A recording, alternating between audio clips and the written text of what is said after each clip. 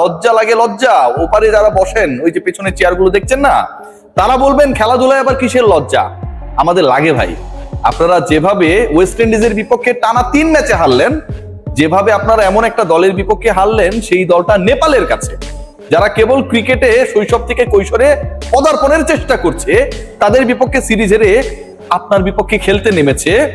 আপনার দলের ব্যাটাররা যেভাবে ফেল করেছেন ম্যাচের পর ম্যাচ, এবং তারপরে ওই ব্যাটিং কোচের অলিখিত দায়িত্বে যিনি বাংলাদেশি বংশোদ্ভূত কোচ, যেভাবে তার নিজের সিদ্ধান্তগুলোকে চাপিয়ে দিয়েছেন, বাস্তবায়ন করেছেন, সিন্ডিকেটকে শেষ ম্যাচ পর্যন্ত জোরদার রেখেছেন, আমাদের লজ্জা লাগে।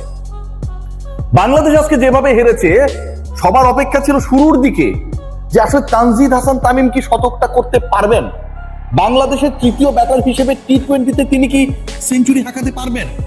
চট্টগ্রামের মাঠে চট্টগ্রামের 2 সন্তান তামিম ইকবাল এবং পারভেজ হোসেন ইমন বাংলাদেশের টি-20-র 1 এবং 2 নম্বর সেঞ্চুরিয়ান, এখানটায় সেঞ্চুরি করেন নাই।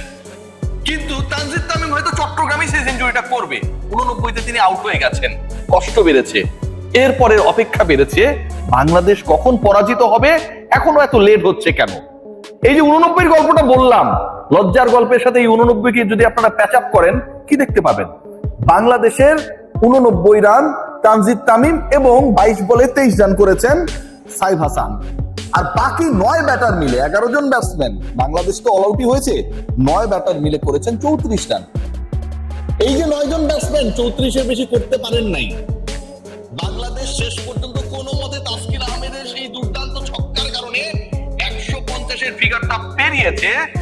সেই বাংলাদেশের ব্যাটিং কোচের দায়িত্বে যিনি, প্রত্যেকটা ম্যাচে বাংলাদেশের ব্যাটিং যেভাবে ফল করেছে, ফেল করেছে, সেই দায়িত্বে যিনি, তিনি শেষ ম্যাচ পর্যন্ত তার নিজের সিদ্ধান্তে অটল ছিলেন যে তিনি এই সিন্ডিকেটকে নেতৃত্ব দেবেনই। খেয়াল করে দেখুন আজকের এই ম্যাচটায় সবচেয়ে ইন্টারেস্টিং জায়গা যেটা, সেটা হচ্ছে জাকির আলী অনেক 11, কল্পনাতীত জাকির আলী অনেক আজকেও 11। আগের 2 ম্যাচে ফেল করেছেন, এর আগের তার স্টার্ট ভালো না, নিশ্চয়ই একটা পরিবর্তনের আভাস সবাই দেখছিল যে অন্তত যেই ম্যাচ করতে গেলে জাকির আলী অনেককে বাঁধতে হবে। দৃষ্টিকটু শট, ব্যাটের সাথে বলে কানেকশন করতে না পারা, বসা মারা ব্যাটিং, সেই জাকির আলী অনেক আজকেও খেললেন। জাকিরকে তার প্রিয় কোচ কি করলেন দেখুন, অন্য ফেলিওরদের কথা বাদ দেন, শুধু একটা জিনিস একটু চিন্তা করার চেষ্টা করুন। তাকে ব্যাটিং এ নামালেন, ব্যাটিং কোচেরই দায়িত্ব, ব্যাটিং এ নামালেন 8 নম্বরে।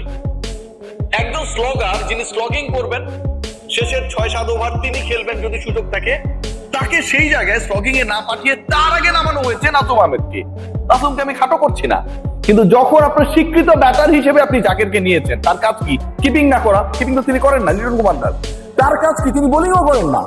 কিন্তু এই স্বীকৃত ব্যাটারকে যখন আপনি 11-এ রাখলেন, প্রশ্নবিদ্ধ সিদ্ধান্তকে চাপিয়ে দিয়ে 11-এ রাখলেন, তারপর 8 নম্বরে ব্যাট করতে পারেন নাসুম। এর মানেটা কি দাঁড়ায়? এর মানেটা দাঁড়ায় যে আপনি তাকে বাঁচিয়ে রাখার চেষ্টা করেছেন, কোন মতে তাকে যেন ফেস করতে না হয় ক্যারিবিয়ান বোলারদের ফেস করতে না হয়, এইরকম পরিকল্পনা নিয়ে যখন একজন ব্যাটসম্যানকে টপ 6-এ জায়গা দিয়ে দেওয়া হয়, এর থেকে হৃদয় বিদারক, লজ্জার, বিব্রতকর ঘটনা, বিতর্কিত ঘটনা আর হতে পারে?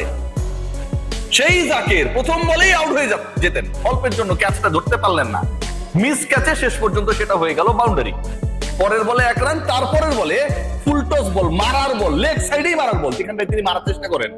অফ স্টাম্পের বাইরের হোয়াইট বলগুলো যেদিকে মারার চেষ্টা করেন, সেই বল ব্যাটের সাথে কানেকশন করতে পারলেন না। এলবিডব্লিউ তে আউট হয়ে গেলেন, শুধু না একটা রিভিউ নষ্ট করলেন। কারণ জাকির জানেন তিনি যা খুশি করতে পারেন, এটা নিয়ে আসলে খুব বেশি কেউ বলার থাকবে না। 11টা দেখুন না, 11 দেখুন, মাস্টার থিঙ্কার, মাস্টার ক্লাস। কত ধরনের আমরা বিভিন্ন সময় বিভিন্ন উপমায় উপমান্বিত করেছি সেই বাংলাদেশি বংশোদ্ভূত সিন্ডিকেটের নেতাকে। খেয়াল করে দেখুন যে আজকের 11-এ মুস্তাফিজ নাই, আমরা কোনো ইনজুরি আপডেট পাই নাই।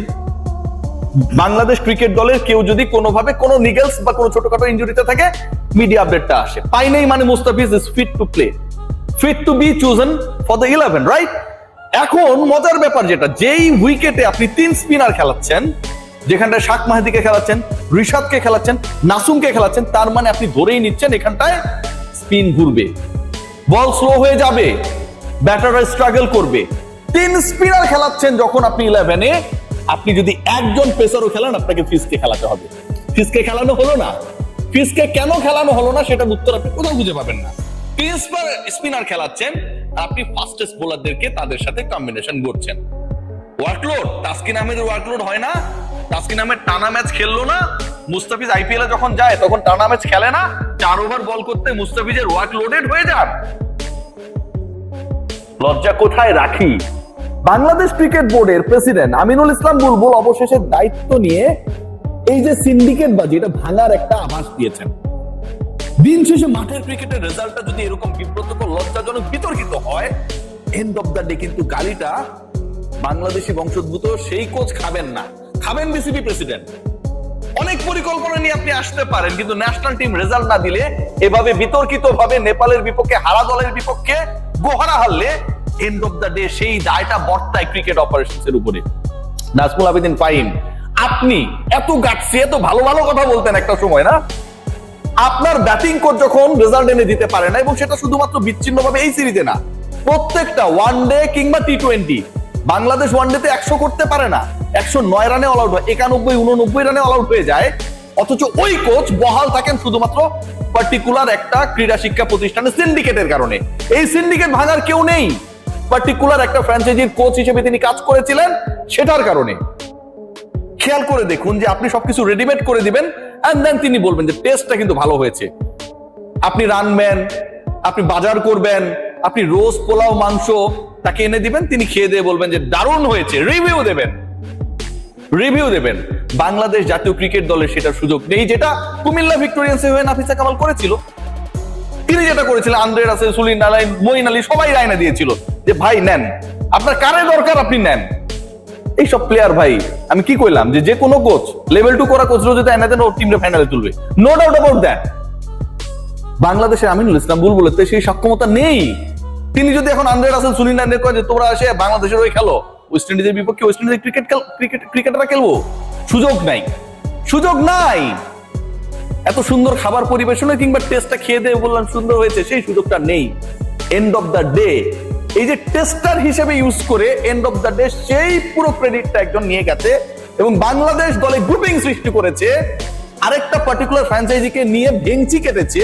সিরিয়াসলি এবারে বিপিএল এ আছে প্রভাবশালী একটা ফ্র্যাঞ্চাইজি, অনেক বছর ধরেই আছে একটা ফ্র্যাঞ্চাইজি, আশরাফুল ইস্যুতে, আশরাফুল ব্যাটিং কোচ হতে পারেন এরকম আলোচনাটা যখন শুরু হলো, আশরাফুল দু একটা সাক্ষাৎকারে যখন বললেন যে আমার সাথে অনেক আলোচনা হচ্ছে, তখন তিনি বিদেশি একজন কোচের সাথে, খবর এসেছে বিভিন্ন ভাবে, গুঞ্জন আকাশে বাতাসে, ভেঙচি কাটেন। আশরাফুল কোচ হবে ব্যাটিং, আশরাফুলের ক্যালিবার আপনি জানেন, আশরাফুল নিয়ে কথা বলেন, এবং এটাতে বলা হয়েছে আশরাফুল নাকি ওই সিন্ডিকেটের অংশ। কোন সিন্ডিকেট বুঝছেন? সব সময় মোটামুটি কয়েকটা বিপিএল থেকে এবারে বিপিএল রয়েছে, যেই দলটা গুরুত্বপূর্ণ দলটা, আলোচিত দলটা, এবং বিপিএল এর সাকসেসফুল দলগুলোর একটা, সেই দলের সিন্ডিকেট নাকি আশরাফুল, এই কারণে আশরাফুল এখানটায় নেওয়া যাবে না। এই যে ঘটনাগুলো ঘটে, তিনি একলা থাকবেন, তিনি একলা সবকিছু করবেন, বাকিরা এখানে কোনো কিছু করতে পারবে না। তিনি বাংলাদেশ জাতীয় দলকে একটা ফ্র্যাঞ্চাইজি ক্রিকেটের টিম বানিয়ে ফেলবেন, তার পছন্দের ক্রিকেটারদেরকে খেলাবেন। আজকের ম্যাচে মুস্তাফিজ ড্রপ হয়ে যায় কি কারণে, যেটার ব্যাখ্যা আমরা পাই না। আজকের ম্যাচে দুজন ছাড়া বাকি সকল ব্যাটার সিঙ্গেল ডিজিটে আউট হয়ে যায় কেন, সেটার ব্যাখ্যা আমরা পাই না। 9 জন ব্যাটসম্যান মিলে 34 রানের বেশি কেন করতে পারে না, সেটার ব্যাখ্যা আমরা পাই না। ওয়ানডেতে বাংলাদেশ 100 রান করতে পারে না, সেটার ব্যাখ্যা আমরা পাই না। এই ব্যাখ্যাগুলো কে দেবে? এই ব্যাখ্যাগুলো যিনি দেবেন তার কাছে কেউ ব্যাখ্যা চায় না, তার ব্যাপারে কেউ কোনো ডিসিশন নেয় না।